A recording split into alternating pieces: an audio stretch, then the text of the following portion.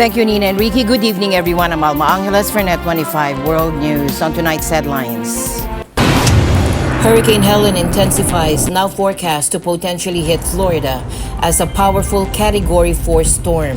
The Big Bend area, 15 to 20 feet. Now, I've been here for 25 years. We don't normally forecast surge values this big, so this is pretty significant. And tensions in the Middle East are rapidly escalating. Israeli Army Chief announced that the military is preparing for a possible ground invasion of Lebanon. Hell is breaking loose in Lebanon. An all-out war must be avoided at all costs. The news starts now.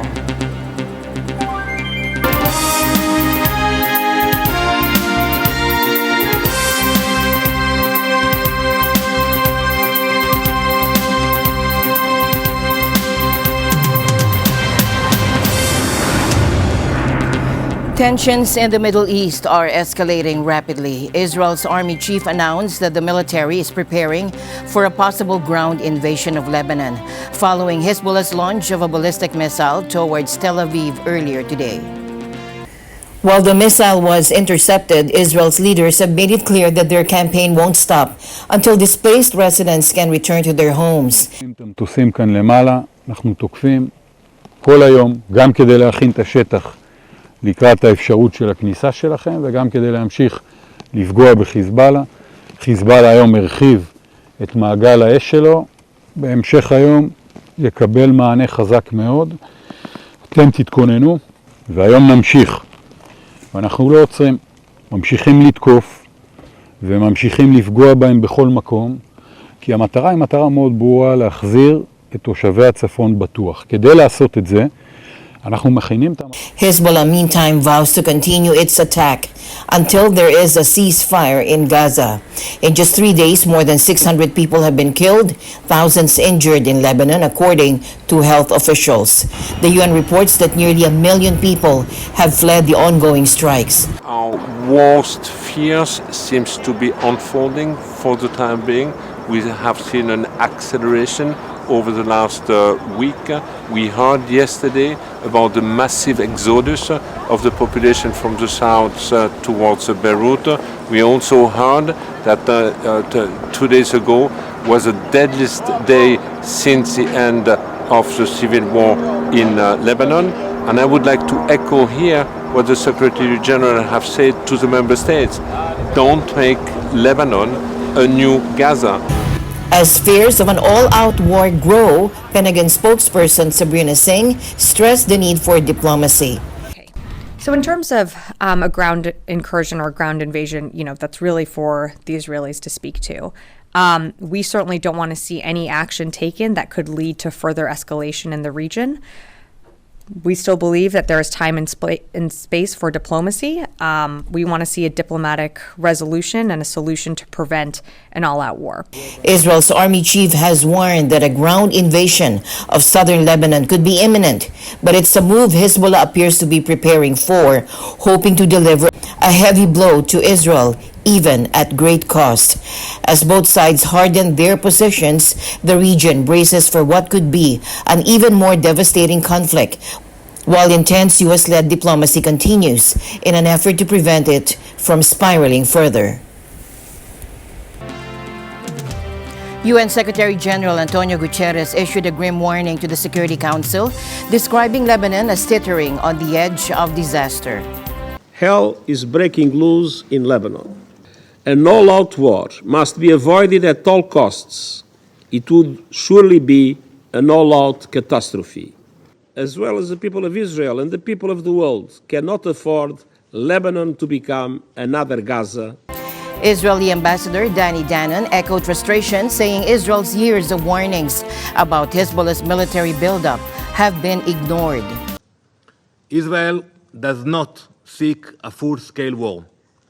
We have made our desire for peace clear to all those who are not blinded by hatred and political agendas. However, Israel is under attack.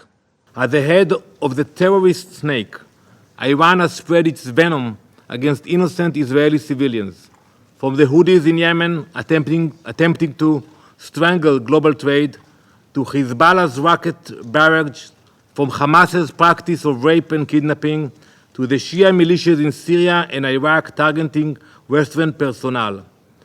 We all know the Ayatollah stands behind it all. The Israeli regime has no intention of pursuing peace or agreeing to a ceasefire. Its real objective is to drag the entire region into a full-scale war.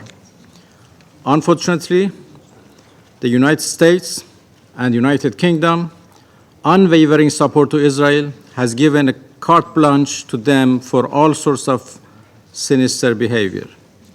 The ongoing aggression against Lebanon is fueled by the failure of the international community and in particular by the United Nations Security Council to hold Israel accountable for war crimes and genocide in Gaza. The United States has engaged intensively with all parties in the region.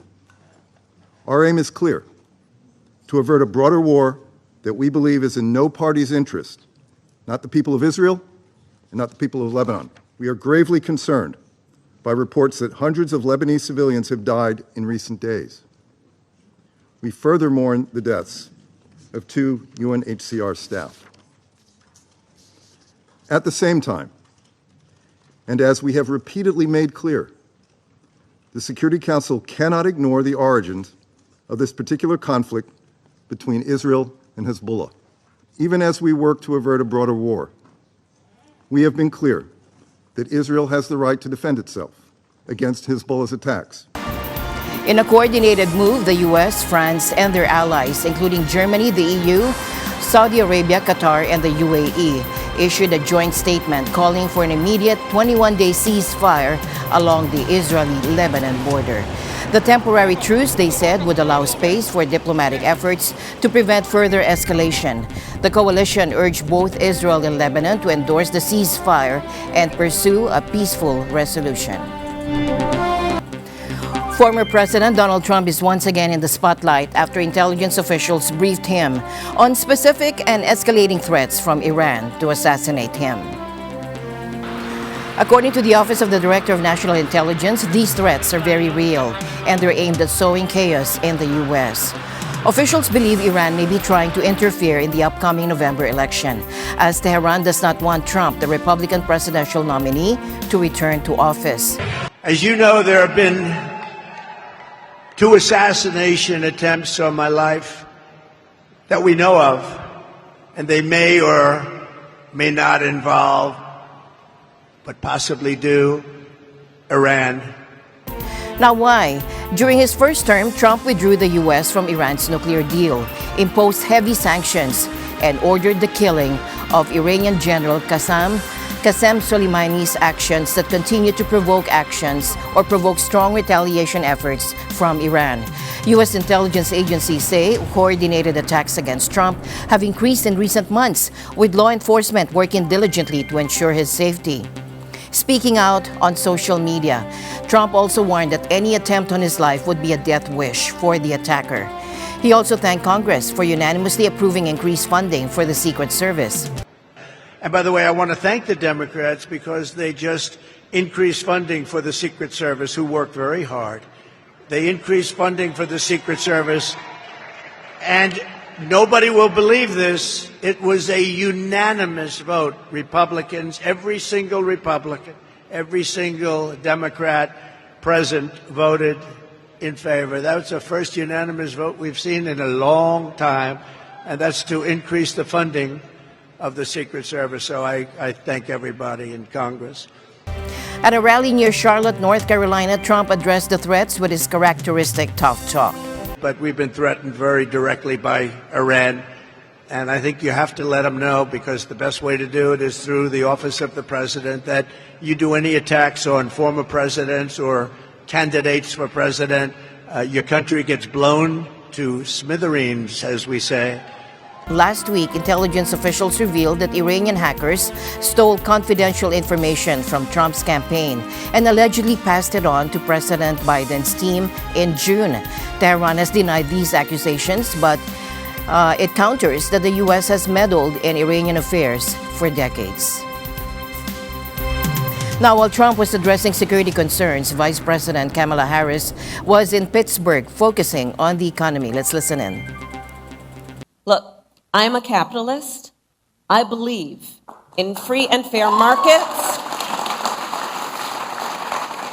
I believe in consistent and transparent rules of the road to create a stable business environment. We will take on bad actors who exploit emergencies and drive up grocery prices by enacting the first ever federal ban on corporate price gouging.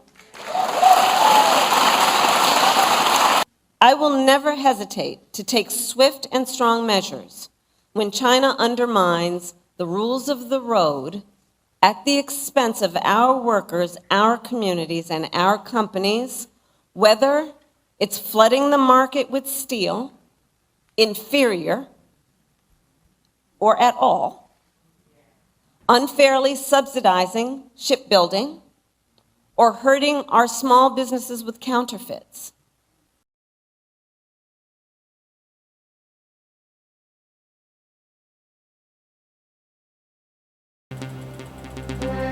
Breaking news on Hurricane Helene. 75 million people across Florida and the Southeast are preparing for the storm's impact, which could hit tomorrow night as a Category 4 hurricane.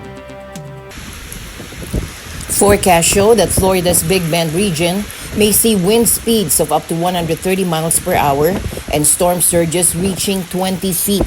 The National Weather Service has warned that some areas could face unsurvivable storm surges. Storm surge warning is still in effect for basically the entire west coast of Florida, from all the way down here at Cape Sable and Everglades National Park, all the way around the Big Bend, Apalachicola, over to Mexico Beach. Why are they under a storm surge warning? Look at the peak storm surge values. We're going to zoom in here and talk about some specific values.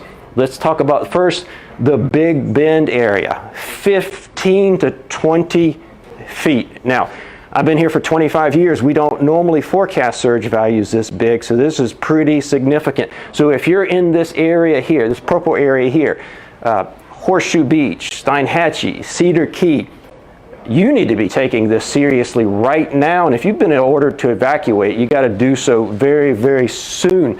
But the storm surge will extend well beyond where the center makes landfall. Even down here, let's look at Tampa, 5 to 8 feet of storm surge. And if you're wondering why mandatory evacuations were issued for some of the counties in here, this is why. It's based off the storm surge forecast. Right now, Helen is a Category 1 hurricane, but it's poised to intensify quickly. The storm is over Gulf waters that are about 86 degrees, which provides ideal conditions for it to strengthen. It could reach Category 4 by the time it makes landfall late Thursday. Now, why the phrase catastrophic winds? That's seems a little bit up in terms of our language from before, because now we're forecasting Helene to be a Category 4. The Category 4 on the Saffir-Simpson scale before it makes landfall sometime late tomorrow. That's a major hurricane on the Saffir-Simpson scale. We're looking at catastrophic wind impacts within this red area. What does that mean in real world language? That means you need to prepare for prolonged power outages. Think about what you need to be safe and secure for several days without power. Significant downed trees. So this area in here has a lot of big tree canopy. Those trees are going to come down in those strong winds. Blocked roads, unsafe conditions to be out and about. You need to think about what you need to stay home for several days. Get it and do it tonight. I don't want to put fear in some folks' voice. We're all concerned about the impacts, but there's the potential of even mudslides that the National Hurricane Center has been discussing in our mountainous areas, just because the ground is going to be so saturated. We have not seen, other than COVID, a recent event where 159 counties in Georgia have been impacted. Hurricane Debbie is going to probably be in the $60 or $70 million range so far, and it affected 30 counties with 8 of those receiving IA. So I'm not saying do the math and 5 times that is what we're expecting. I would just simply say this is a wide-scale event with significant implications. Is North Korea signaling an escalation in its nuclear ambitions? Now, according to a South Korean lawmaker, the country may already have enough plutonium and uranium to produce a double-digit number of nuclear weapons. This revelation came on Thursday, with the lawmaker citing information from South Korea's spy agency. 상당량의 고농축 우라늄을 보유하고 있다. 그리고 이 부분에 대해서는 이것을 무기화했을 때 상당한 무기를 만들 수 있는 측면이 있다. 최소 2자리 이상은 되지 않겠느냐라는 분석을 하고 있습니다. Could Pyongyang be preparing for a major provocation after the U.S. presidential election?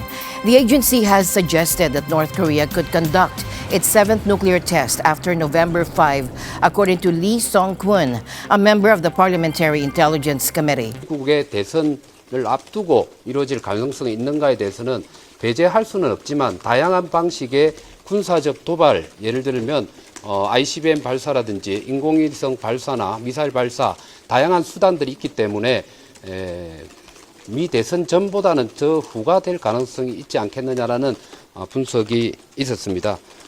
In July, a report by the Federation of American Scientists concluded that North Korea might have enough fissile material to build up to 90 nuclear warheads, though it's believed they've assembled closer to 50. Adding to the concerns, North Korean state media recently reported on leader Kim Jong-un's visit to a uranium enrichment facility, a rare move. Now, Lee noted that this was likely a calculated message to Washington ahead of the U.S. election. What is North Korea's justification for its nuclear buildup? Pyongyang claims its arsenal of nuclear weapons and ballistic missiles is necessary to counter threats from the U.S. and its allies, but it also views these weapons as a symbol of national prestige and proof of its power on the global stage. China's making waves again in the Pacific. This time, they've launched an intercontinental ballistic missile, or ICBM. Now, it landed in the Pacific yesterday, but it wasn't carrying a real warhead, it was a dummy. Now, why is this a big deal? Well, China hasn't done something like this since the 1980s, so it's a pretty significant move.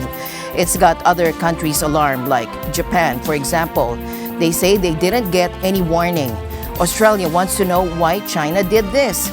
So why did China do it? China says it's just a routine test, but it's not. It's a very rare one. 9月25日8时44分，中国人民解放军火箭军向太平洋相关公海海域成功发射一发携载训练模拟弹头的洲际弹道导弹，准确落入预定海域。此次导弹发射是年度军事训练例行性安排，符合国际法和国际惯例，不针对任何特定国家。Usually, China tests its nuclear weapons closer to home, but this time they tested it in international waters. What's the message? It's a way for China to show off its military power. They're saying we're here and we're strong. It's a message to other countries in the region like Japan, Australia, and the Philippines. And it's also a message to the United States. China's launch is a big deal. It's a sign that they're becoming more powerful and assertive in the region, and it's something that other countries will be closely watching. A Japanese maritime self-defense force destroyer has made its first passage through the Taiwan Strait. The destroyer, Sazanami, sailed from north to south on Wednesday, heading to a multilateral exercise in the South China Sea. According to sources, it wasn't alone. Navy vessels from Australia and New Zealand also passed through the waters. The Taiwan Strait is considered international waters by the U.S. and other nations, meaning any Navy vessel is allowed to sail through. However, China has consistently protested when Western warships enter the area. Japan's move appears to emphasize the importance of freedom of navigation, a principle the U.S. Navy and others regularly uphold by sailing through the strait. This month, a German Navy vessel also made passage for the first time in 20 years, signaling Germany's commitment to standing with its Western allies. Ja, das kann ich bestätigen. Und das Signal ist ein ganz einfaches, was wir immer vertreten haben und auch ich immer vertreten habe. Internationale Gewässer sind internationale Gewässer. Es ist der kürzeste Weg. Es ist angesichts der Wetterlage der sicherste Weg und es sind internationale Gewässer, also fahren wir durch. China on Wednesday said it had successfully conducted a rare launch of an intercontinental ballistic missile into the Pacific Ocean, while leaders of the Quad grouping of Australia, India, Japan, and the U.S. last week expanded joint security steps in Asia's waters due to shared concerns about China. Meanwhile, President Vladimir Putin said that Russia could use nuclear weapons if it was attacked by any state, and that any conventional attack on Russia that was supported by a nuclear power would be considered to be a joint attack. Мы видим, что современная военно-политическая обстановка динамично меняется, и мы обязаны это учитывать, в том числе возникновение новых источников военных угроз и рисков для России и наших союзников. Putin, opening a meeting of Russia's Security Council attended by top officials, said that proposals had been made to change Russia's nuclear doctrine and said he would like to underscore one of the proposed key changes. Обновленные редакции документа агрессию против России со стороны любого неядерного государства, но с участием или при поддержке ядерного государства предлагается рассматривать как их совместное нападение на Российскую Федерацию. Также четко фиксируются условия перехода России к применению ядерного оружия. Будем рассматривать такую возможность уже при получении достоверной информации о массированном старте средств воздушно-космического нападения и пересечении ими нашей государственной границы. Имею в виду самолеты стратегической или тактической авиации, крылатые ракеты, беспилотники, гиперзвуковые и другие летательные. Russia, Putin said, also reserved the right to use nuclear weapons if it or Belarus were the subject of aggression, including by conventional weapons. Putin said the clarification were carefully calibrated and commensurate with the modern military threats facing Russia. And the news continues here on NET25 World News. We'll be right back. Stay tuned.